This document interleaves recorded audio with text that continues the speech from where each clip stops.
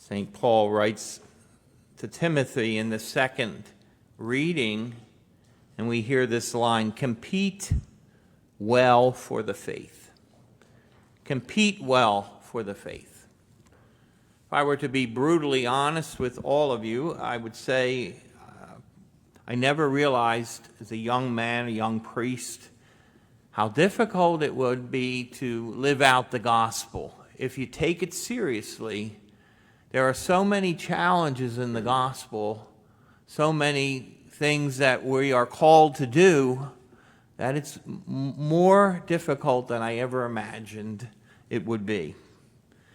So let's look for a moment at some of the challenges, some of the things Jesus is presenting to us. Now, we need to go back for a moment to last Sunday's gospel and how it ended, because these readings are sequential. There's a little bit in between last week's gospel and this week's, and it ended last week which said, you cannot serve both God and mammon. If you recall that whole scenario of Jesus talking about wealth and dishonest wealth and those things. But the conclusion, the line that I emphasized was, you cannot serve God and mammon, or interpreted as money or wealth.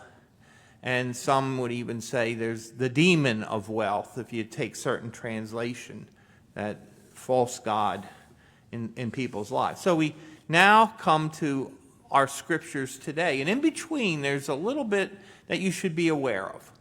Because it said after Jesus says you cannot serve God and mammon, it says the Pharisees were sneering at this. The Pharisees who loved their money, sneered at his saying. Sneering, and Jesus notices this, and who does he address this parable to? Jesus said to the Pharisees. Now this is to them who were sneering at him. Talks about this rich man who goes unnamed. If you are rich and famous and important, you have a name. Your name stands out. Jesus does something deliberate here. He doesn't name the rich man. He names the poor man. The poor man has a name. And in Hebrew, it's Eleazar. My God helps me. My God helps. That's his name. It's translated into the Greek here, which is Lazarus. So think of the name. It means something. My God helps. My God helps me. And so this rich man and the poor man are contrasted. He's so hungry that he was longing to eat the scraps that fell from the rich man's table. So the implication is that the poor man would be taken to the doorstep or near the entrance to the home of the rich man with the hopes that he could beg there or get something. He would be taken there and he would look for help. The rich man walks over him or passes him by, apparently seems to ignore the needs of the person that is at his door. He's so seriously ill that the dogs come to lick his sores. So that's a pretty desperate situation that we're presented with. And then what happens when the poor man dies, when Lazarus dies? He's taken to the bosom of Abraham, which is another way of saying he's in heaven with God. Abraham, the saints, would be there dwelling with God, and he's now being comforted in Abraham's bosom. But contrast this with what happens. The rich man is buried. He dies and was buried. Now he's in the netherworld where he's in torment. So there's the contrast of the rich man down in torment, the poor man, Lazarus, named, is now in the bosom of Abraham. What a contrast. And it was said, the rich man is crying out and asking for, Father Abraham, have pity on me. This is where the play with the name Eleazar or Lazarus comes in, because he's asking for pity. May God have mercy on me. And Eleazar's name is, my God is having mercy or helping me. So we see the irony that Jesus is holding out there. And he's crying out for Lazarus. Send Lazarus. He's commanding from hell. He's trying to tell and give orders from hell. What an arrogance. Send Lazarus to dip the tip of his finger in water to cool my tongue. He's suffering. Now he's commanding Lazarus, come down here and give me some water because my tongue is on fire. I'm being tormented. What arrogance. He thinks he can call out from hell and tell people what to do. That's the arrogance that is being demonstrated here. And then he's put in his place, There's a great chasm between us and you. And, it prevents anyone from crossing who might wish to go from your side to our side, back and forth and all. Remember that you were in, the good that you had during your lifetime while Lazarus received what was bad. And this is where the first reading ties in so beautifully. Amos, the prophet at that time, was giving instruction or warning those who were complacent in Zion. These were the complacent people in Zion who were lying upon beds of ivory, stretched out. They were sprawled on their couches. They eat lambs from the flock and calves from the calves from the stall, improvising to the music of the harp. And they devise their own accompaniment like David. They make up their own songs. Their merriment is going. And another detail not to be missed, they drink wine from bowls. We drink wine from cups or chalices. They have bowls. Let's face it, they're extravagant. They anoint themselves with the best of oil, but here's where they're not concerned. They're not made ill by the collapse of Joseph. So up in the northern kingdom, the tribes of Joseph are being invaded by the Assyrians, and they couldn't care less. They're their brothers, but they don't care less about what's happening because they're too busy in their wanton revelry. They're doing their own thing. They are too comfortable. And what does it say? Now they shall be the first to go into exile. They're being exiled as the Assyrians come in, and they're going to be exiled. And they're warned. This is by the prophet. So tie that into the gospel and the message because the church puts them together for a reason. So we have this particular, dire situation where the rich man, the unnamed rich man, is now suffering torment, and Abraham is in heaven in the bosom. Lazarus is in the bosom with Abraham. So we have this particular contrast. And now there didn't seem to be any worry of anybody but himself, but now there's a concern. And send him to my father's house where I have 5 brothers.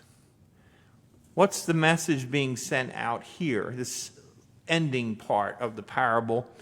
And then Abraham says they have Moses and the prophets. Moses, the lawgiver, the prophets. You remember when Jesus appeared, he was with Moses and Elijah, the prophets. The law and the prophets are so important for the Jewish people. The importance of sacred scripture is being pointed out here. They have Moses and the prophets. Let them listen to them. That's what we have. That's what you have to go on. No, but if someone comes back from the dead, there's the irony. There's the poke in the face here. Because Jesus will rise from the dead. And did that change some people's lives? Did they listen to him? Or did they pretend that he didn't? Or tried to hide that? Or whatever later on that came? Remember, this is directed to the Pharisees who wanted Jesus dead in the end. Many of them, the leaders, the elders, they were the ones stirring up the people to say, this man must die. We have to get him out of the way. So they don't even listen to Jesus, ironically, even when he rises from the dead. When his disciples point that out, he's resurrected. How many of them still did not, turn their lives around? So there's the message of the scriptures today, very powerful, reminding us of what we do to others. Remember, it's accentuated in other readings. What you do to the least of my brothers and sisters, you do to me. Remember, the rich man walks over Lazarus, doesn't have much concern for him. I was recalled a story that was told to me many years ago. In the sacristy, we have a picture of Mother Teresa in there, St. Teresa of Calcutta, and made me recall the story told by Father Benedict Groeschel from EWTN. He was a person who gave talks on EWTN and had a show there. And he talked about one experience with Mother Teresa when she was relatively unknown. She was coming over to the country here and establishing convents, one up in the Bronx. And he was the liaison between the Archdiocese of New York and Mother Teresa and her order. So he would have contact with her and try to ask her to carry out some of the wishes of the Archbishop of New York, the cardinal there, and certainly had contact with her. But he said when she was very unknown at the time, he was escorting her to the bus terminal there, downtown New York, downtown Manhattan, where the terminal is, and he was with her and another sister, and they traveled apparently on bus at that time, and he was walking with her, and all of a sudden he looks around and she's not with the other sister. She had a laser focus. She spotted somebody lying on the gutter, someone who was there. She didn't know what his problem was, but she saw him and went to him to minister to him. Father Benedict looks around and says, how do I lose her? All of a sudden, she's over taking care of the needs of the poor, because that was her laser focus. Her story, that she didn't go in to do that in her lifetime, that she joined the Sisters of Loretto, I believe it was named, and that was a teaching order, but she heard a calling within her calling, and then decided that she heard that calling to take care of the needs of the poor. So the first thing she did was sit down and create a strategic plan, right? No. She went and took care of the first dying person, the first person she saw on the street. That's how she started her ministry. She didn't have great wealth behind it. She didn't have a planning committee. She didn't have any of the things that modern society would tell you to do. No, she went and took care of the first dying person she saw in the streets of Calcutta, then went to the next person, then went to the next person, and so on and so forth, and then began her ministry.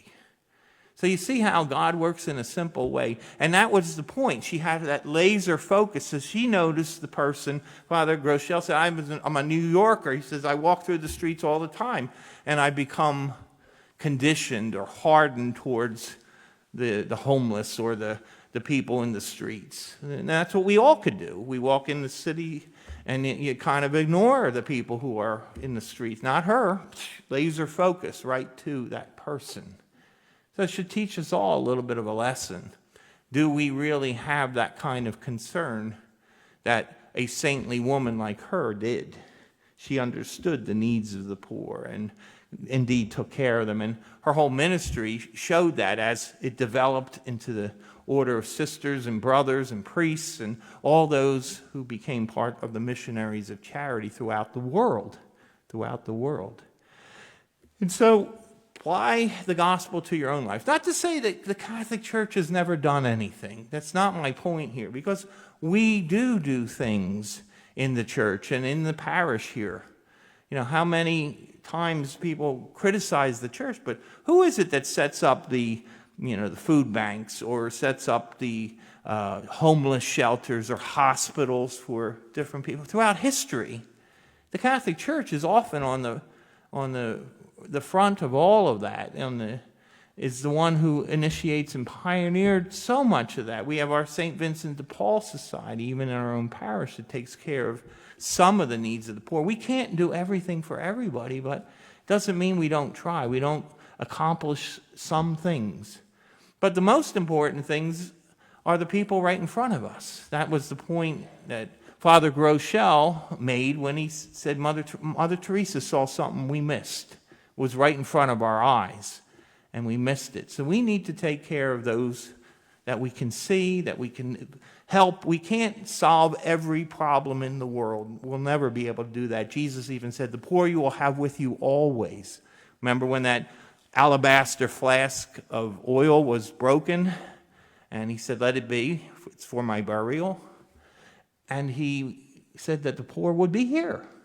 You can't take care of everybody's needs, but we can try to help those within our sphere of influence. But the challenge is, do we do enough? Do we do as much as the Lord expects of us? So there's always a call, to examine ourselves and say, do I take the steps necessary that I can do? Am I being attentive to the needs of others? Because, again, take the other scriptures. What you do to the least, the one who is on the doorstep that's, with the sores that the dogs are licking, he walked over, the rich man walked over and ignored it. And, in fact, the parable teaches us that it has eternal consequences. Who's suffering and who's in the bosom of Abraham? May we remember that and lead our lives in such a way to realize that what we do here to the least of my brothers and sisters, these things do have eternal consequences for us. May God bless you.